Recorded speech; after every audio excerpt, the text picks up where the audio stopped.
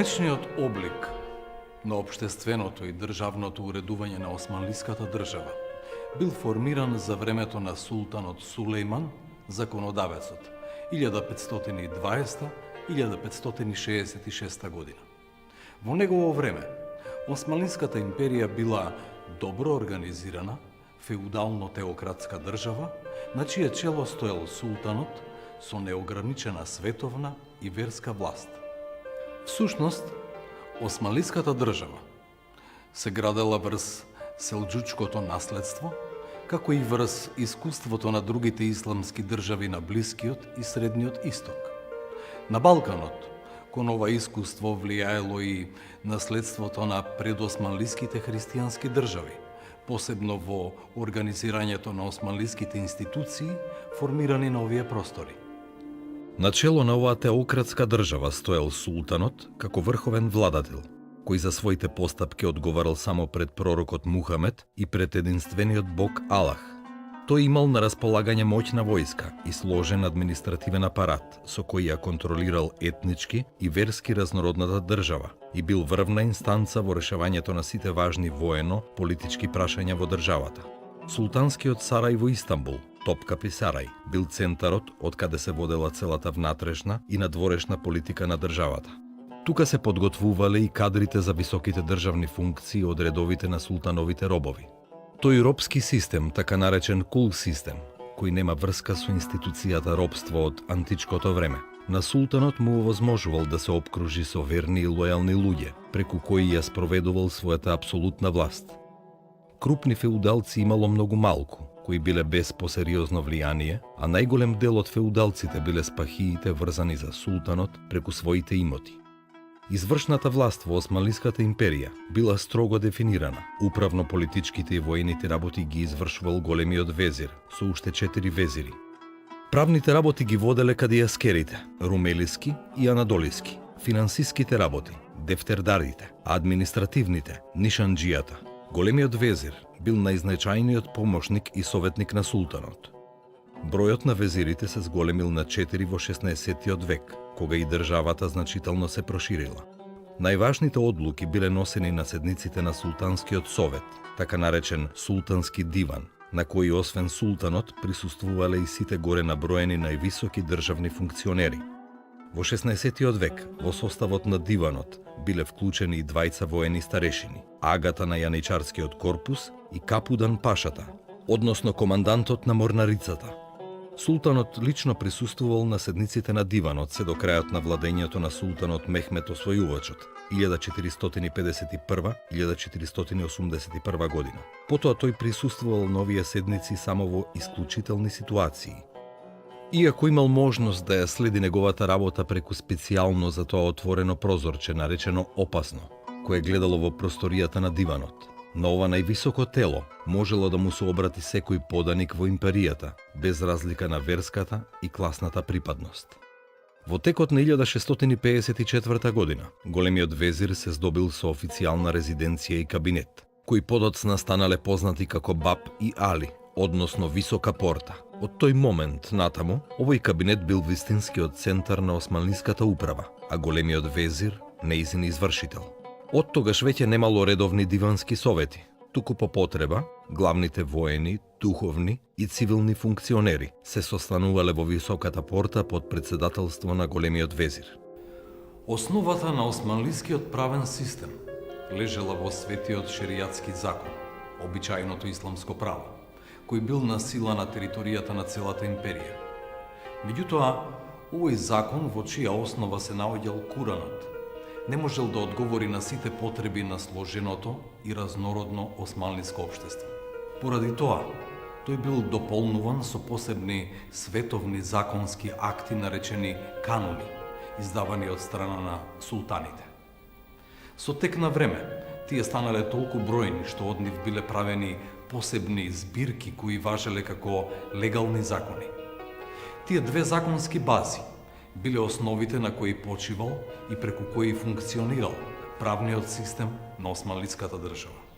Во однос на службите, османлискиот правен систем бил хиерархиски организиран на чело со двајцата веќе споменати кадијаскери, румелискиот и Анадолскиот. Под нив се наоѓале кадиите од највисок ранг, кои биле стационирани во најголемите градови, вклучувајќи го Истанбул. Потоа следувале кадиите од понизок ранг, а на најниското скалило од оваа низа биле кадиите кои службувале во седиштата на обичните кази, заедно со своите заменици наибите.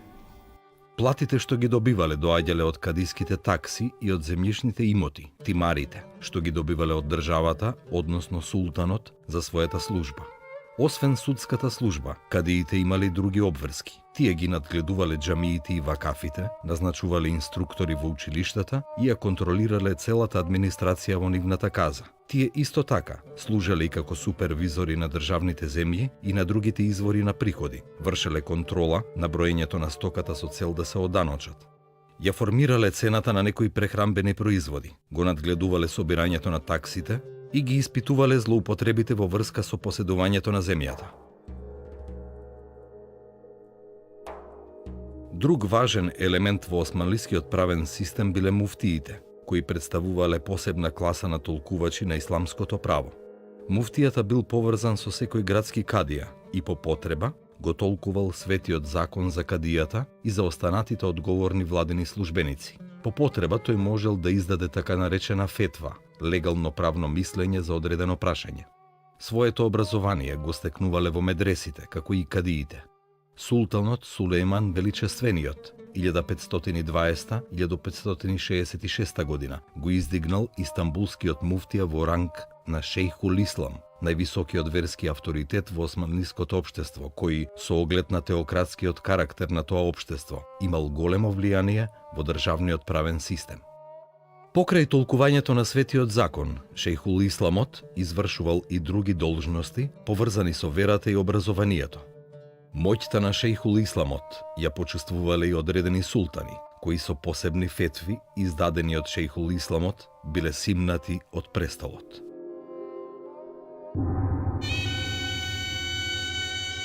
Основната воена сила на Османлиската империја била копнената војска, која се делела на централна и ејалетска, провинциска. Централната војска му била директно подчинета на султанот и таа се делела на пешадија и конјаница. Неизин најважен дел бил јаничарскиот корпус, кој кон крајот на 16 век броел околу 25.000 луѓе. Тоа била постојана платеничка пешадија, која се пополнувала на два начина, преку заробеници во војна и преку данокот во крв, девширме, тоест собирање деца на возраст од 8 до 12 години од немуслиманското население. Овие деца биле распределувани по муслимански семејства во Анадолија, каде биле исламизирани и подложувани на тешка работа. Еве како германскиот патеписец Ханс Дерншвам во 1553 година го опишува собирањето христијански деца. Турчинот има обичај во христијанските земји и царства што ги завладеал и потиснал, редовно да зема на секои 3 години наизбрани, убави, здрави и стројни момчиња, толку колку што му требаат. Девојчиња не зема. Од евреите не зема детски десеток. Нив не ги заробува и не ги продава како христијаните. Од турските и мухамеданските земји исто така не се зема детски десеток. Сите деца кои се раѓаат и растат во горе споменатите земји се попишуваат од куќа во куќа. Ако некој несреќник умее да се пазари, тој може тајно да го ослободи или откупи својот син за неколку стотици аспри. На тој начин собирачите добиваат многу пари. Тие деца, кои се на околу 8, 9, 10, 12 години, се нарекуваат аџеми оглан. Тоа значи неискусни или необучени. Секого го облекуваат во нова облека на сметка на султанот, ги подстрижуваат и на секого му даваат една жолта капа со остар врв. Тие аџеми оглани ги водат како обичен добиток и ги носат по места каде султанот има сарај, тоест дворец. Најпознати места се Цариград, Галата, Одрин, Бурса. Тука ги обрезуваат. Началниците и офицерите на тие деца наречени аџеми оглани ги одбираат најубавите и најхрабрите. Нив ги населуваат во сараите на султанот и ги учат да пишуваат и зборуваат турски јазик или пак воено ги обучуваат. Од нив султанот произведува јаничари, капуџии, бегови, паши, чауши, спахи, санџак бегови. Тие се највидните во дворецот и во турските земји. Му припаѓаат на султанот кој е бич и казна за светот. Откако неколку години живееле во муслиманска средина, овие деца биле собирани во јаничарските касарни во поголемите градови, каде биле регрутирани за разни работи. Најспособните од нив останувале на работа во султанскиот двор, на разни функции и можеле да стигнат и до позицијата на голем везир. Другите поминувале специјална воена обука и станувале војници, јаничари. Јаничарите биле воспитувани во духот на милитантниот ислам и биле тесно поврзани со бекташискиот дервишки ред. За време на битка секогаш биле поставувани во центарот каде се наоѓал и султанот. Во мирно време, јаничарите извршувале полициска служба во престолнината и во другите поголеми градови и ги сочинувале посадите во тврдините. Биле укинати со султански акт во 1826 година, откако го изгубиле своето воено значење, претварајќи се во неконтролирана деструктивна сила. Еве како византискиот хроничар Дукас во првата половина на 15-тиот век ги опишува јаничарите. Кога османлиите ќе ги поробат народите, тие според својот закон, 5-тиот дел од својата плячка и тоа најубавиот го даваат на султанот. Потоа службениците на султанот, кога ќе видат некој млад и силен пленик, го купуваат по ништожна цена и го нарекуваат питомец и роб на државата. Тие питомци, султанот ги нарекува нова војска, а на својот јазик јени чери. Кога ќе ги преобрати во својата нечесна вера и ги обреже, тој ги нарекува своји луѓе и им дава извонредно многу дарови и најблескави функции. Тој води посебна грижа за нив, им дава секакви други богатства, им дозволува да јадат и да пијат заедно со него и пројавува кон нив љубов како татко кон своите деца. Од своја страна, тие поради таа негова грижа се готови да го жртвуваат својот живот за султанот. И така таа војска се зголемува секоја година и кон еден војник се додаваат 101. Затоа што робови печелат робови и носат нови робови на робовите и сите се нарекуваат робови и се робови на султанот. Меѓу нив нема ниту турчин, ниту арапин, туку сите се деца на христијани. Тие се безбожници и болни од бес, секогаш се хранат со невидена и смртоносна омраза кон своите сонародници.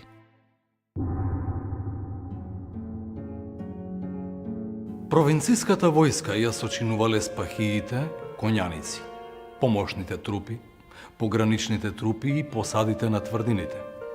Спахиите во замена за војната служба уживале земјишни имоти, од чии приходи се издржувале тие самите, како и нивните помошници, кои заедно со нив оделе во воените походи.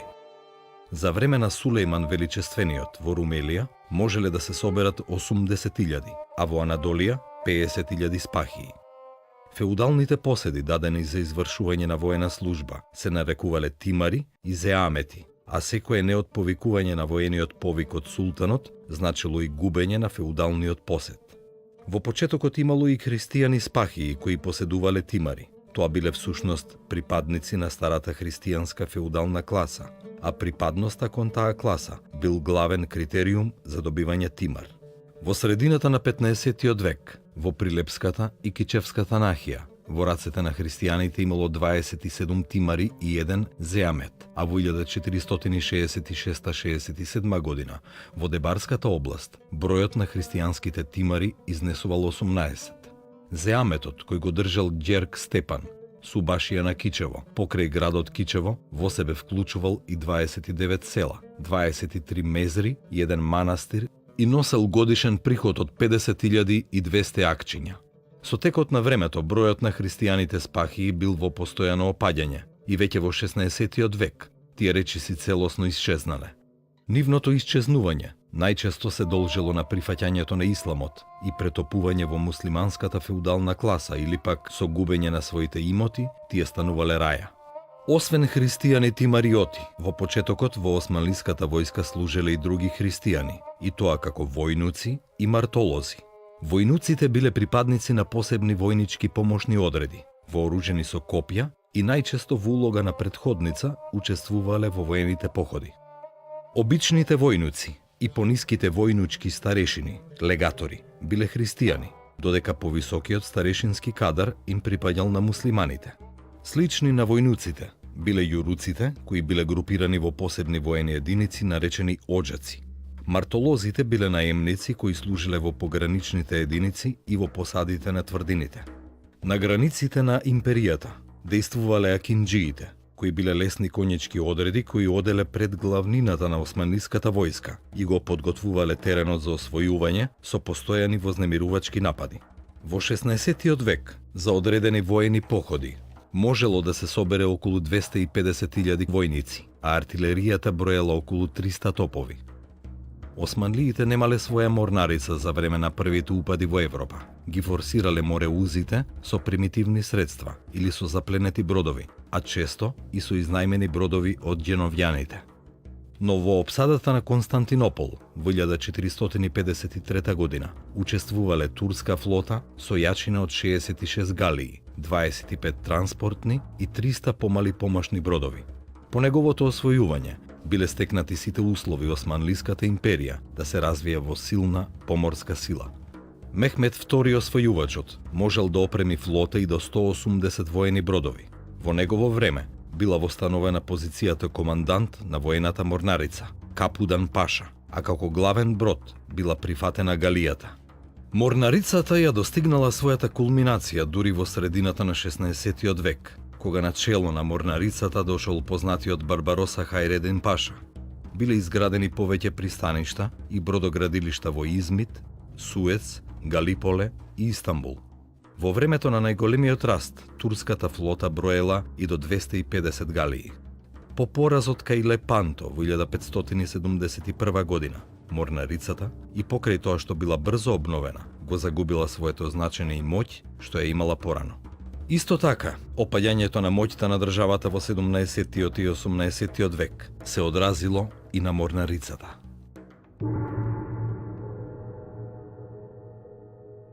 Поданиците на османлиската држава, во поглед на својата општествена позиција, генерално биле поделени на две класи: војничка класа, тоест аскер, и обични поданици, односно раја. Припадниците на аскерот или војската ги опфаќала сите припадници на вооружените сили, но и лицата што се наоѓале на повисоки административни и верски позиции, односно верската, образовната и административната елита, кои биле нарекувани луѓе од перо.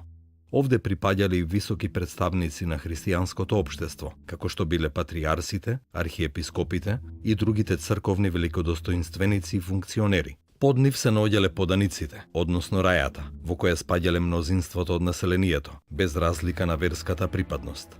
Припадниците на оваа група, и муслиманите и немуслиманите, плаќале даноци и биле подложени на разни ограничувања во однос на начинот на живеењето. Тие работеле, произведувале и плаќале даноци, за да го обезбедат високиот животен стандард на луѓето припадници на класата на аскерот, кои биле обединети во една привилегирана социјална класа.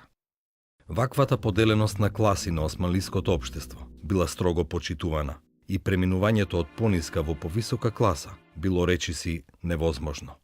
Само во исклучителни случаи рајата можела да го промени својот статус и да премине во аскер, затоа што според законот синот на рајата бил раја. Со оглед на силниот теократски карактер на османлиската држава, во која исламот била официјална и привилегирана религија, социјалната положба на поединецот во општеството во голема мера зависела од неговата верска припадност. Немуслиманите имале јасно дефинирано место во општеството и законски тие не биле рамноправни со муслиманите. Тие плаќале повисоки даноци и не можеле да извршуваат служби во државната администрација и во војската. Официјалните државни службеници, командантите на вооружените сили, поседниците на земја, сите биле припадници на муслиманската заедница. На тој начин, верската нерамноправност во османлиската држава негативно се одразувала врз социјалната положба на немуслиманите, правејќи ги граѓани од втор ред. Сепак, некои црковни извори од 15 век сведочат дека во почетниот период на османлиското владење и христијанското население во Македонија имало своја богата класа. Но како припадници на повисоките социјални слоеви од христијанската заедница останале функционерите на Охридската архиепископија, архиепископите, митрополитите, епископите. Таа била единствената феудална институција од предосманлискиот период што продолжила да обстојува во новото политичко уредување. Кон побогатите христијани се вбројувале и христијанската раја со посебен статус, која извршувала разни служби за државата или служела во помошните воени одреди. За таа своја служба, тие биле ослободувани од одредени даноци, а најчесто од така наречени вонредни државни даноци, што ја правило нивната економска положба поповолна. Кон оваа група треба да бидат приклучени и христијанските занаетчи и трговци кои живееле во поголемите градови. Со развиеното занаетчиско стопанство, градот нудел поголеми професионални можности, а помали обврски кон државата. Селаните биле главен обработувач на земјата. Тие држале ограничена површина земја, чија големина се движела од 70 до 150 донуми, што зависело од квалитетот на земјиштето. Кај христијаните, таа земја се нарекувала со стариот словенски збор баштина, а кај муслиманите чифлик од турскиот збор чифт, што значи пар, а е поврзан со чифт волови, потребен за обработка на еден чифлик или баштина. За добивање на баштина, односно чифлик, селанецот му плаќал определена такса на феудалниот господар на земјата, односно спахијата. Со закон било забрането рајата самоволно да го напушта своето место на живење и да оди на друго место. Спахијата имал законска можност во рок од 15 години да го присили пребегнатиот селанец да се врати на неговата земја. Освен на спахијата, рајата плаќала парични давачки и на државата. Најзначајна од нив бил арачот. Него го плаќала само немуслиманската раја, односно христијаните и евреите, како замена за неслужење воена обврска и како доказ за нивната лојалност кон државата. Овој тежок данок за немуслиманите бил укинат дури во 1856 година. Воено-политичката криза, што ја зафатила османлиската држава по смртта на султанот Сулејман Величествени, била проследена со криза и во тимарско-спахискиот систем. Основната причина за тоа било постепеното нарушување на недвижниот карактер на тимарот и неговото се почесто преминување во рацете на лица кои не припаѓале на спахиско-јаничарскиот ред. Еден од резултатите на таа криза била појавата на чифлиците како нов вид на феудална сопственост. Создавањето на чифлиците било овозможено со правото на рајата под одредени услови да ја продава раинската земја, со што таа започнала да преминува во сопственост на лица кои не биле земјоделци. Со тек на време, тие станувале крупни земјопоседници, чифликсајбии, а селаните кои работеле на тие имоти биле нарекувани чифчии. Во Македонија, процесот на узурпација на раинската државна земја може да се следи уште од крајот на 16 век и веќе до крајот на следниот век чифлиците станале доминантна форма на земјопосед. Зборот чифлик, кој дотогаш означувал имот што го поседувала муслиманската раја, започнал да го губи своето значење и да означува приватен имот на кого се произведувало главно за продажба на пазарот. Како нова категорија сопственост, чифликот набрзо навлегол и во селата, откако богатите земјоделци започнале да ја заграбуваат земјата на селаните. Останати без земја, селаните барале работа и социјална заштита, како наемници на новите чифлици. Чифчиите кои работеле на чифлиците биле поделени во три категории: јараджи, односно на поличари, кесимджи, односно закупувачи, и ајлакчи, односно надничари, момоци. Во Македонија биле создадени бројни така наречени чифлички села, кои постоеле се до крајот на османлиската доминација.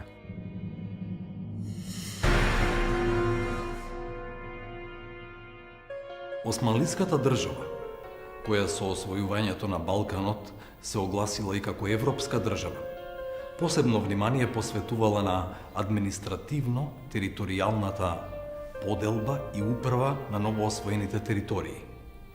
Кога османлиските владења се зацврстиле на Балканот, бил создаден румелискиот Беглер-Беглук, кој ги опфатил сите освоени територии на европско тло.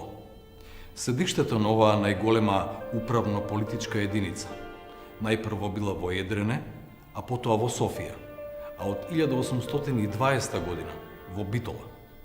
Пандан на овој прв Беглер-Беглук на Балканот бил Анадолскиот Беглер-Беглук на азиска територија. Овие управно-административни единици биле поделени на санџаци кои пак биле составени од уште помали управни единици, така наречени кази. Начело на санџаците стоеле Санџак бегови, а казите биле судско-територијални единици, на чија територија се протегале ингеренциите на еден кадија. Најмали управни единици, на кои биле поделени казите, биле така наречени нахии. Нахијата на Балканот многу често одговарала на предосманлиската жупа, чија територија останувала иста, но сега со ново име – Нахија. Ваквата административно-територијална поделба на османлиската држава, со известни промени во називите, останала се до крајот на нејзиното постоење и играла важна улога во успешното функционирање и контролата на централната врз локалната власт. Македонија, во поглед на административната припадност, постојано била дел од румелискиот Беглер-Беглук, а нејзината територија влегувала во состав на повеќе санџаци. Во 15-тиот и 16-тиот век имало вкупно 7 санџаци, формирани во различно време, кои целосно или делумно се простирале на територијата на Македонија. Тоа биле следниве санџаци: Паша Санџакот, Кюстендилски, Охридски, Солунски, Скопски, Јанински и привремено Лерински Санџак. Еден од најстарите и најголеми санџаци во румелискиот Беглер-Беглук бил Одринскиот Санџак, со кој директно управувал румелискиот Беглер-Бег со титула Паша, поради што и го добил називот Паша Санџак. Овој Санџак зафаќал и најголем дел од територијата на Јужна и Северна Македонија. Поради неговата големина, овој Санџак станал неподобен за управување и во наредните години, со одземање територија од него, биле создадени два нови санџаци, Солунскиот и Скопскиот, кои го поделиле Паша Санџакот во два неповрзани дела. Кюстендилскиот Санџак се простирал на македонска, српска и бугарска територија, а се смета дека бил создаден по загинувањето на Константин Дејановец во битката кај Ровине 1395 година, која држал оваа област како османлиски вазал со центар во Кюстендил. Во негов состав влегувала цела североисточна Македонија. Почетокот на постоењето на Охридскиот Санџак исто така се поврзува со 1395 година и загинувањето на крал Марко во битката кај Ровине. Во рамките на овој Санџак со центар во Охрид влегувал само мал дел од Западна Македонија, додека неговата територија во најголем дел се простирала во Албанија. Солунскиот Санџак бил создаден со одземање територија од огромниот Паша Санџак. Карактеристично за овој Санџак е тоа што се простирал исклучиво на македонска територија. Скопскиот Санџак со центар во Скопје бил создаден најдоцна во 1553 година, кога за прв пат оваа област се спомнува како Санџак. И овој Санџак, кој со мал исклучок на север ја опфаќал нахијата Качаник, се простирал исклучиво на македонска територија и не претрпел некои позначајни промени во однос на неговиот состав. Ваквата административна поделба на територијата на Македонија, без некои покрупни промени, траела до 30-тите години на 19-тиот век. Со административната реформа во Османлиската империја од 1834 година, територијата на Македонија влегла во рамките на три ејалети: Румелија, Битолскиот ејалет, Скопскиот и Солунскиот ејалет. Следната промена во однос на административното уредување се случила во 1867 година. Во согласност со Законот за административна поделба на Османлиската империја од 1864 година бил формиран Солунскиот вилает со седиште во Солун, во чиј состав влегувале Битолскиот, Скопскиот, Солунскиот, Серскиот и Драмскиот Санџак. Во 1873 година, со одвојување на еден дел од територијата на Солунскиот вилает, бил формиран Битолскиот вилает со центар во Битола. Во неговиот состав влегувале Битолскиот, Призренскиот, Скадарскиот, Скопскиот и Дебарскиот Санџак. Третиот вилает, кој опфаќал дел од територијата на Македонија, бил Косовскиот вилает, формиран во 1877 година, со одземање на територии од Битолскиот вилает. Неговиот центар во почетокот бил во Приштина, а од 1888 година во Скопје. Поради тоа тој станал познат и под името Скопски вилает. Во негови рамки влегувале санџаците Скопје, Приштина, Нови Пазар, Ташлиџа и Печ. Од македонските градови и области во рамките на Санџакот Скопје како посебни кази влегувале Радовиш, Штип, Малеш, Кочани, Кратово, Куманово и Скопје.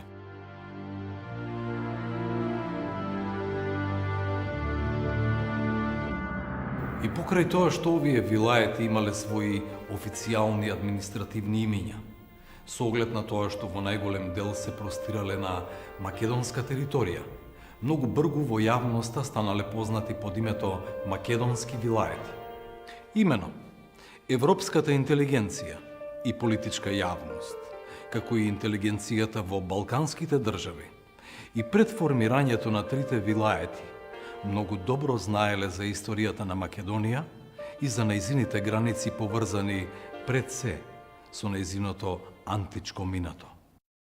Во почетокот на 19. век, европската интелектуална јавност повторно го воскреснала името Македонија, што било поттикнато со почетокот на грчкото востание 1821 година против османлиската доминација. Токму поради тоа што во трите вилаети, Солунскиот, Битолскиот и Косовскиот, била вклучена целата територија на Македонија, тие во европските политички и интелектуални кругови биле наречени македонски. Во почетокот оваа придавка означувала само географска територија и таа не била употребувана во политичко-национален контекст. Кон крајот на 19. век, политичко-црковните борби на соседните држави за територијата на овие вилаети се заостриле и името Македонија било ставено во функција на националните идеи на новите балкански држави.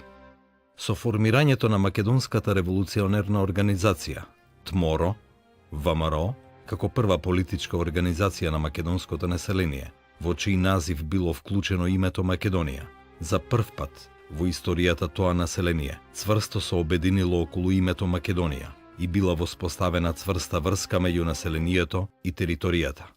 Македонија во свеста на обичните луѓе започнала постепено да добива своја физиономија и идентитет и да биде перципирана како татковина. Длабоко конспиративната и силно расширена мрежа на ВМРО го донела името Македонија во најоддалечените и најнепристапните населени места. Со тоа, во последната деценија од 19. век, по формирањето на Македонската револуционерна организација, започнал политичкиот сепаратизам на македонското население, цврсто поврзан со името Македонија. Со оглед на тоа што тоа име започнало да носи политичко-национална содржина, не изостанале реакциите на официјалните османлиски власти.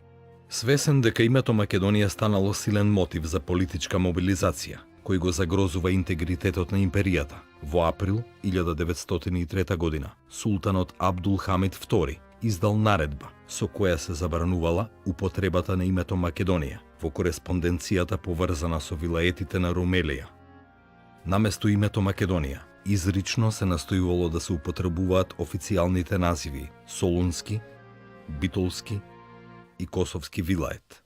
Тие настојувања на османлиските власти биле толку строги, што на моменти преминувале во апсурд. Имено, според пишувањето на њујоршкиот весник Сун од 16. јуни 1903 година, свештеникот Марселус Боуен, член на Американското библиско друштво, се жалел на постапките на цензорот кој контролирал содржината на Библијата на турски јазик. Повикувајќи се на споменатиот свештеник, весникот пишува: турците не прифаќаат во преводот на Новиот Завет од Библијата да се споменува името Македонија.